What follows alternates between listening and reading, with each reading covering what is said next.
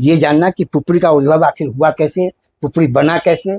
Sir एक और भी बहुत सारा मतलब लोग कंफ्यूज रहते हैं जनकपुर और पुपरी के बारे में, इस पे आपका क्या विचार है सर? पुपरी का नामकरण जी सर। ये लिखित रूप में तो कहीं नहीं है कि पुपरी का नाम पुपरी कैसे पड़ा। जी सर। लेकिन किंवदंती है, बड़े बुजुर्गों का कहना है।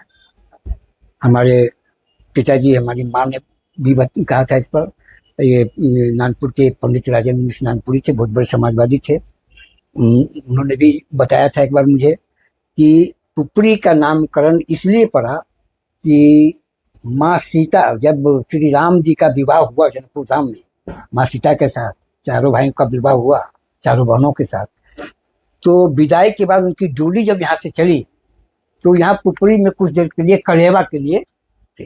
तो माँ सीता का पाँव चूंकि यहाँ पड़ा था, के पाँव जब यहाँ पड़े थे, तो इसलिए इसका नाम रखा गया पाँव पड़ी, जो बाद में अभ्यंग रूप में बदलते बदलते पुपरी हो गया।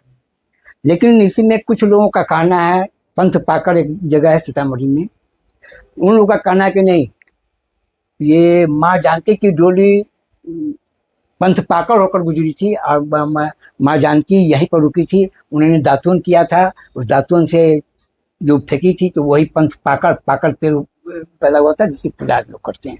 तो तरह तरह की किंवदंतियां हैं, उसमें सत्य क्या है नहीं है कोई नहीं कर सकता। दावे के साथ किसी के पास भी सबूत नहीं है कि हम माने कि यही सत्य है। ये किंवदंतियां हैं, लोकोक्ति है, लोकोक्ति के आधार पर लोग मानते हैं। उसी तरह से जनकपुर रोड, तो जनकपुर रोड पुपरी 2 खंड में बटा हुआ था। अभी तक भी 2 खंड में बटा हुआ था। एक था झज्जट और दूसरा था पुपरी। तो झज्जट को भी झज्जट बाजार का करके पुकारा जाता था और पुपरी को भी पुपरी बाजार का करके पुकारा जाता था। जिस समय रेलवे का स्टेशन यहाँ निर्माण हुआ तो उसके नामकरण को लेकर के दुविधा की स्थिति उत्पन्न हो गई। अब झज्जट के लोग कह रहे थे कि इसका नाम झज्जट स्टेशन रखा जाए, पुपरी के लोग कह रहे थे कि नहीं इसका नाम पुपरी स्टेशन रखा जाए।